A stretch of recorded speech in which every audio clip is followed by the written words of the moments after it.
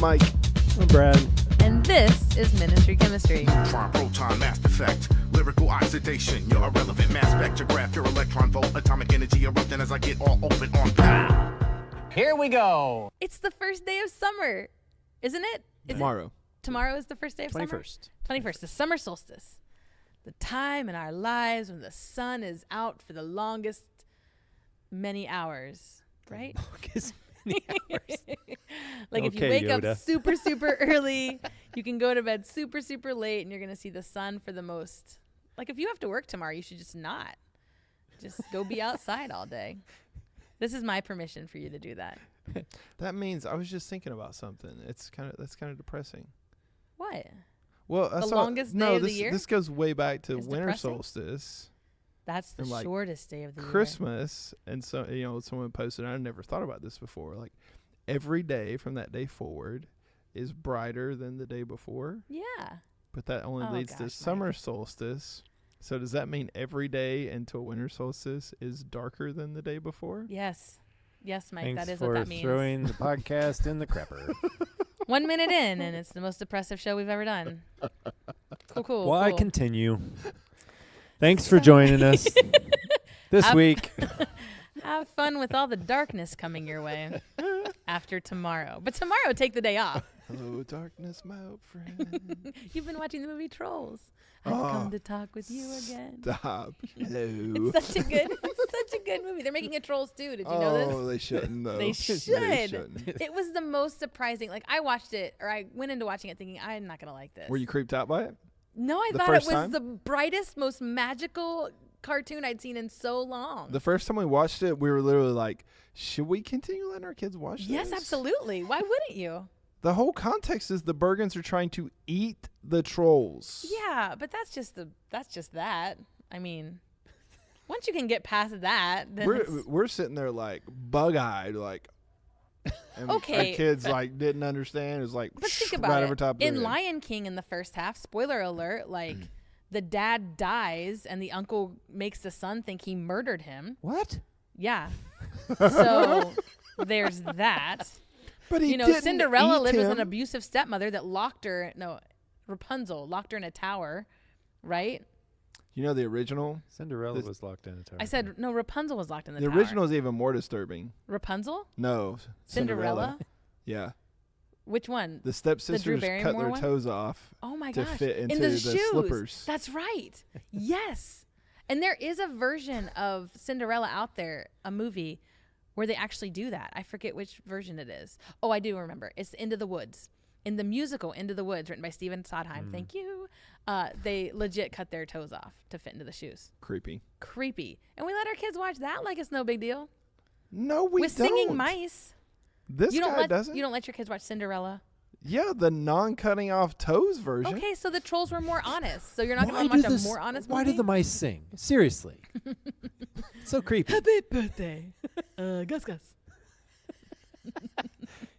Too much. Anyway, tomorrow is summer, and so we thought it would be great to ask that age-old question: do we get to take a break from church during summer break? Is that an age-old question? It's as old as the I age feel like can it's be. a very It's the- postmodern It's question. the oldest age there is. Yeah. It's 4 a years postmodern tops. Yeah, question. an age-old 1997 question. Right? Mm-hmm. I don't even know that long Yeah. ago. Definitely. Well, my mom would always let us have a summer schedule for church. So in the summer, we'd always go to the early service. Let me tell you how this worked. In the church I grew up in. This is the girl that saves up her Sundays during Lent. That's to- right. That's right. I do, for sacrifice. So, and now you'll see where I got it. Thanks, Mom. So during the school year, we would go to the late service so we could get a little extra sleep time. We'd go to Sunday school, then we'd go to the late service. But in the summers, we had to get up early and go to church to the early service so that then we could go have lunch and then be at the pool as soon as it opened at noon for that afternoon sunshine. So basically, what I got from that Got is that church is all about sunshine. you. No, it was about Jesus. He just happened earlier on Sundays in the summer. And then the rest of Sunday was about swimming so in a they pool. could enjoy the creation. All Of right. the pool. God's So- own creation. So to reel us in, Good luck. I think about going all the way back to the Exodus. In 1997. No, in like what 1500 BC. Going all the way back to the Is Exodus, that right? roughly. Google it. Going all the way back to the Exodus, God established rhythms for the community through festivals and the year of Jubilee and the seventh year and stuff like that. You know what I'm saying? What I'm getting at is we are created to have rhythms of life, and worship falls into that context. And some people have more rhythm than others. Oh. Whoa. Sorry, go ahead. I just got Nelly lyrics in my head when you said. But now, Go for like it's no different. Our rhythms are just a little. Our rhythms in Christianity are a little different. Judaism still practices a lot of the same rhythms as Old Testament. Oh, you know, yeah. they're Yom Kippur and Hanukkah and all that. Rosh Hashanah. Rosh Hashanah, yeah. But It's just my our favorite one rhythms to are say. just different. The only problem is, in the Old Testament, the rhythms were established by God. And now our rhythms seem to be more established by the school calendar. School calendar, cultural norms. Yeah. Yeah, because we as youth ministers have to ask ourselves every summer, is it worth the work and efforts of our volunteer teams to have events on a regular basis like we do during the school year, given that families go on vacations or don't want to get out of the swimming pools to put on real clothes to come to church on a Wednesday night? Swimsuits aren't real clothes, so yeah, real clothes. Should have told that to the two girls I saw walking down the sidewalk yesterday. Were they walking in their bathing suits? Yeah. I guess you could call those bathing suits. Underwear? Wow. Judgmental Mike makes a second episode appearance. Prison No. Mike. No. I just think So it is my dictated daughter by will wear one pieces as long as possible. school, and I do. we don't live in an agrarian society anymore, so that's always a topic of conversation. You know, we're not an agriculturally based society, so kids don't need to necessarily be free in the summers to work the fields, because that's not what they're doing, right? In an agricultural society. Oh. That's what they did. So what do you guys think? Can you take a break from church in the summer? No. Brad? I would say absolutely not. Absolutely not. Absolutely not. What if someone does? Does it mean they don't love Jesus as much? Yes. It was so quick. And they will surely burn in hell. Oh, jeez. he went Because I too have far. those friends who, like, when they go on vacation, they like to find a church to take Yeah. their family to and experience a new church setting and worship. It's I have funny, other friends who are like, oh, we get another day to sleep in. This is so great. I don't look at it like that. I mean, there's sometimes we go on vacation, we find a church. And there's sometimes we go on vacation and we don't. Mm-hmm. I'm not thinking of it like, oh, I get another day of sleeping Those are in. the two options. Because like even on the days like if we didn't go to church on vacation, I'm probably still going to get up at, my normal time that I would if I was going to church. It's just like, we're just not going to go to church today. Is there a missing of church when you're not there? Do y'all miss church when you don't go? I do. And church think might not be it's- the right word. I Worship think it's or because of the rhythms of our week, especially when you're on staff somewhere, you are always there. Mm-hmm. And so when that is missing, we've all experienced those times when you don't have something that's normally in. If you're on vacation and you're like, what day is today? Mm-hmm. I think of it as is like today Wednesday? That's my favorite part of vacation, when I lose all track of time. And I I'm think like, of it as like, no, it's Friday. It's so It's great. almost over. oh, yeah. if you wear a watch every day Who does that? and you forget it one day. Mm. You know what I mean? Yeah, you're off. You feel that watch in your hand all day long, even though it's not there. You know what I Right. mean? Like it's just there's a piece of you that's not you, but it's missing.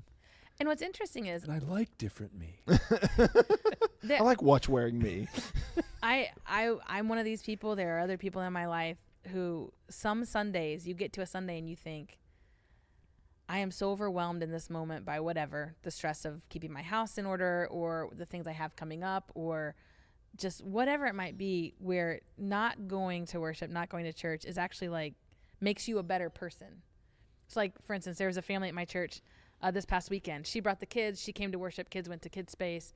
And I said, hey, where's your husband? And you know what? We have had a week. And it is making more sense for us this morning if one of us stayed home, got the house back together, and just we were able to just have this moment in this day. So I brought the kids to church. He stayed home. And I was like, I get that.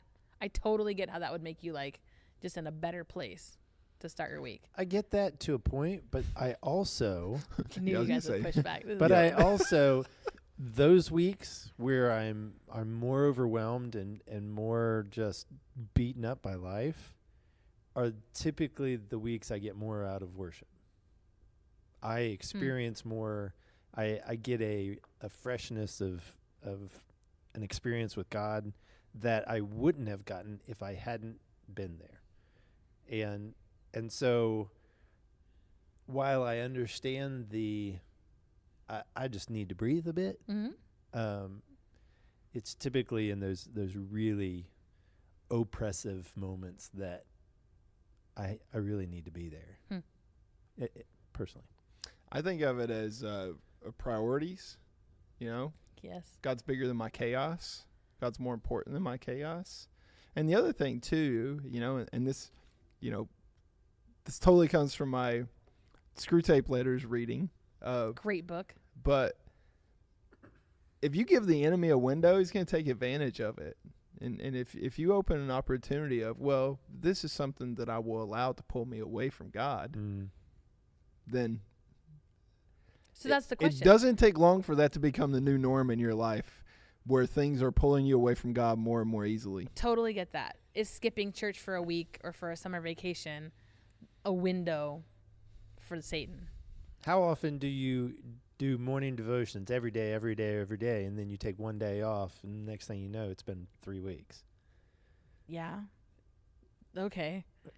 That's a good point. Wow.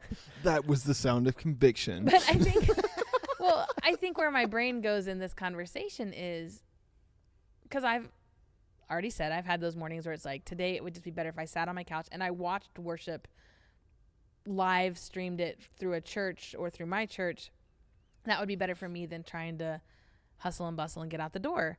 And my question then is it a me problem, or is it a problem with the worship setting where that would feel more burdensome to attend than to not attend? So you talk about missing God, and in the weeks where you're overwhelmed, Brad, you need to come under a corporate setting of the Holy Spirit and draw close to God. For some, that's more burdensome than not.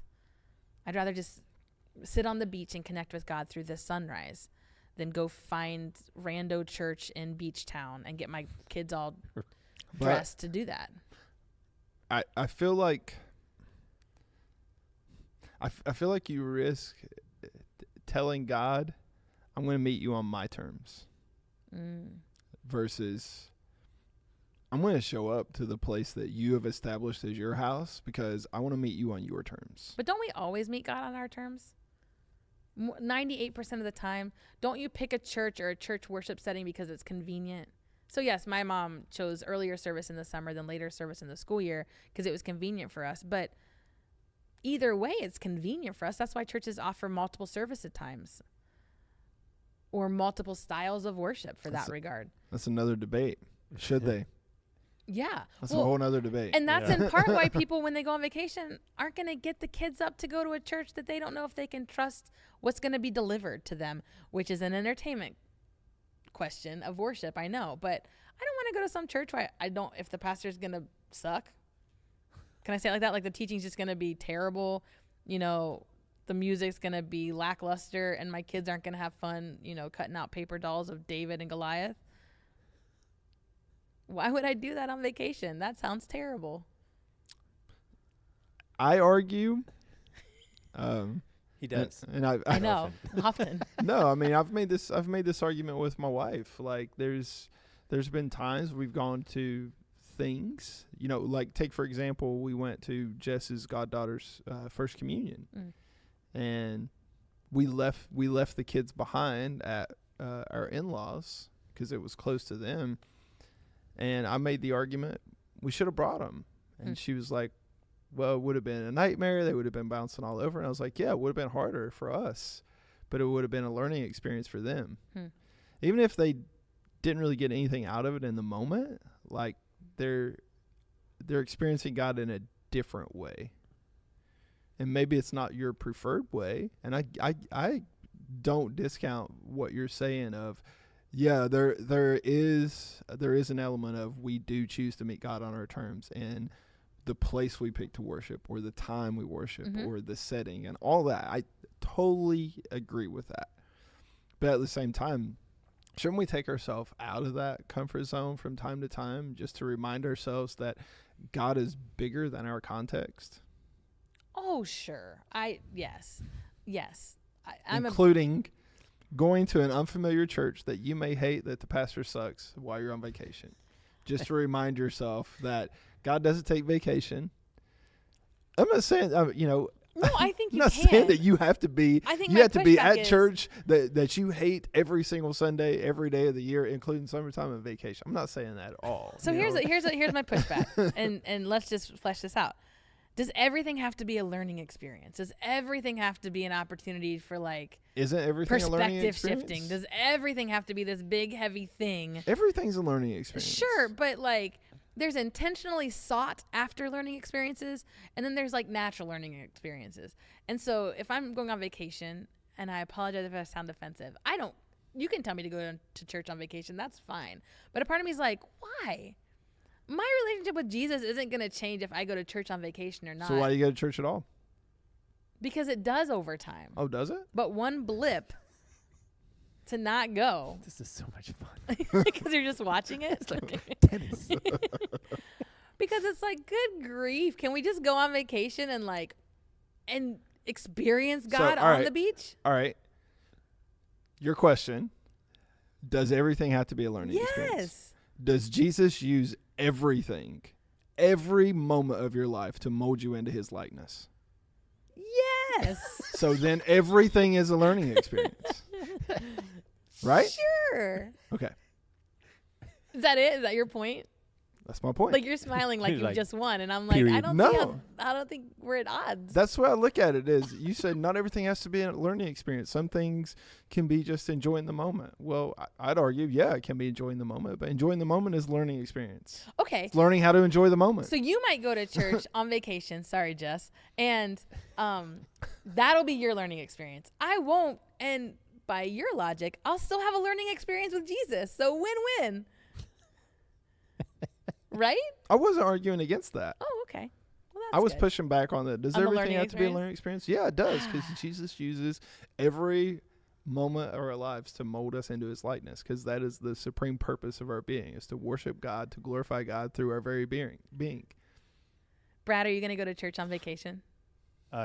Maybe. I just had a couple weeks off a few weeks ago, and I went to church both weeks. So, yes. That was an interesting experience for me. So I've recently stepped out of a role, recently being in the past, 8-9 months. And it's not so recent anymore. it isn't so recent anymore. Longer than the And podcast. some of the people closest to me, that was the question they kept asking. Where are you going to worship this week? Where are you going to church this week? Because they were looking out for me. They didn't want me to just take Sit on time the away beach? from church. Huh, Sit on the beach. say that again. Take time away from church. One more time for the people in the back. Take time away from church. They And they were didn't want talking- you to do that. Yes. Okay. And they were talking over a season, That's a what we're talking long-term about. thing. You mean like No. a summer? No. Yes. She's yes. flummoxed. Like a summer. I'm asking the singular question of a gonna drive this vacation ship, darn break, it. a one Sunday break, and But you were taught. We started this whole thing out in the context of Yes, can you the take a whole summer. Yeah. I mean, one Sunday on vacation, that's one thing, but you're talking about a whole summer. okay, so let's go here. So Brad made the "you're going to hell" joke in the first 2 minutes. So welcome I don't think everyone. he was joking. That's one I of those know. I'm joking, but I'm not. I know. So here's my question: You'll see when you get there. do you really believe it reveals a person's heart if they do take a break for the entire summer? If they can go the whole summer without engaging with a church community and worship, whereas during the school year, they're pretty regular. What do you mean by they can? Like if they can. Yeah, you said, what if these are just people that can take a summer off? And it doesn't seem to strengthen or weaken their walk with Jesus. What would you say to that? Right? Because that's the worry. What does it reveal about their hearts? Or our hearts, if it's me? Let's just do that. Convenience is more important than a relationship. Convenience is more important than a relationship. Mm-hmm. I was going to say it reveals priorities, and priorities pour forth from your heart. So you prioritize what's most important to you. If you're listening to the Ministry Chemistry podcast, which you are, and you're 20 minutes into this, you're going to hear, do not take a break this summer. Go to church. Go to worship. Be a part of a faith community, even though it's summertime. So should churches change what they're doing in the summer? You talk about natural rhythms. One of the natural rhythms is summer. Okay. I think you could have ended that question with, should churches change what they're doing? Oh, and period? I would say Question mark. yes. Should churches change what they're doing? It's not summer dependent. Yes. Okay. Not summer dependent. Should churches change what they're doing in general? Yes. Tell me why the difference. Because it's not just about summer. Because if churches change what they're doing over the summer, then they're doing it to appease people, and God is not their primary motivator. Let me just say this. If you miss church, it's not a matter of just did you miss church or not. It's a matter of what was your motivation. Are you missing a whole summer because you just want to sleep in and enjoy your summer, and God's getting in the way of that by you participating in community worship? Then you're wrong. That's wrong. But are you missing a couple of weeks because you've served wholeheartedly and you're getting burnt out, and you really just need to reconnect with Jesus, and you need to, you're more of an alone person, you need to spend some time alone? Then maybe your motivation is in a better place. And that's not wrong. I mean, I guess that's more of a gray area. That's more of a between you and Jesus. And you hate gray areas. I do. I'm not a fan of gray areas. I like my black. I like my white. Yeah. I mean, I don't deny the existence of gray areas. They're there. I'm not a fan. I wish things were more cut and dry. Yeah. I mean, I wish the Bible would just. I wish the Bible was the instruction manual that we all wish it was, or that a lot of people think it is, where it's just Jesus saying, do this and don't do that. But it's not. Well, and there is the question. So when we talk about just kind of summer being different, I think back to the early church and the celebration of Sabbath. And in these small towns where everyone was gathered in this super small house for their church times, right, as early Christians, if someone was missing, you would notice. And you would probably go, I wonder where Brad is this week, or I wonder where Mike is this week. And in our culture, if it's summer, right, if Brad's missing, it's probably, oh, I bet they're on vacation, or I bet they're out of town, or we give allowances instead of following up as we might do in other parts of the year where we're like, man, we haven't seen you for 3 weeks, man. Where you been? Is everything okay? But in the summertime, we don't often do that as church. I don't know. Do your guys' churches follow up differently in the summer than not? Not necessarily. We give allowances and we're like, it's summer. And you do it with students too. That's, to me, that's another conversation. To me, that's an accountability conversation. Sure, but accountability in the school year is different than accountability in the summer. Personal accountability. I think churches with systems of follow-up, it's different. That's just their system, and they're going to follow up as they will. But personal accountability looks differently. And if someone's griping at you for not being at church for 3 weeks in the summer, I feel like your defensiveness is different than in the fall, right? Like in the summer, it's like, hey, man, we just been on vacation. Get off my back. Whereas in the fall, you're like, yeah, you're right. We're prioritizing sports over church, or we've just kind of gotten into a bad habit or a slump. That's something that I don't know that you'll ever, quote unquote, win on, because if you do check up on people, you either have those that are like, oh my gosh, they noticed I wasn't there, and they care. My presence matters. Or are you attacking me? What's the? You're welcome. get off my back. What's it in your business where I've been? Right. But that reveals a heart too. Yeah. An open heart, a humble heart. I would just say we always have to be careful of, I'm kind of repeating something I said earlier, but we always have to be careful of what windows of opportunity we open up to allow ourselves to be pulled away from God. Because it can become easy. Yeah. For speaking personally, if I took a summer off, or I decided at the beginning of summer, hey, we're going to take a summer off completely from everything, not just pulling back from ministry, but we're just not going to go to church. We're just going to focus on the family for the summer. I would worry that it would be easy to just not go back altogether. Yeah. Or take more breaks once summer passed. Yeah. Oh, we should probably return, but we now know what it feels like to not return every week. Yeah. And it feels good. I've seen sometimes. that. I've seen that happen to Or it people. doesn't. I've seen that happen to people. There was a question you asked a little bit ago, and my mind went two different places. And the question was, did you miss church? Were you not physically here, but did you miss it when you weren't here?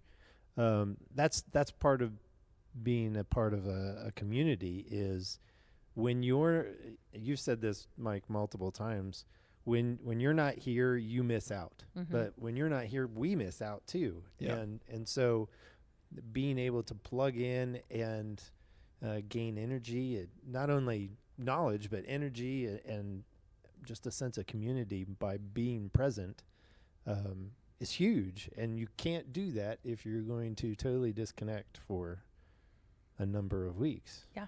That's a great point that has to be brought into consideration too. The church loses out when you're not around. Exactly. Not just, because there's a sense of multiple aspects. If I take a break from church for however long, there is a selfishness aspect to that, regardless of what your motivation is. It might be a healthy selfishness, and I just need to reconnect with God. I get that. There are listeners who are really glad you said that, by the way. But there's also a selfishness in that I am more important than this body. And scripturally speaking, you're not. Right. So the questions we leave you with today, walking into summer tomorrow, is how will church fit into your world, or how do you fit into the church world when it comes to seasonal changes? And also, do you miss church when you're not around it for a while? What selfish healthiness and what selfish unhealthiness in terms of your walk with Jesus? And our last and super fun question, how will you spend the longest day of the year? Dun, dun, dun. For Ministry Chemistry, I'm Renee. Still Mike. And Brad. We'll talk to you next time.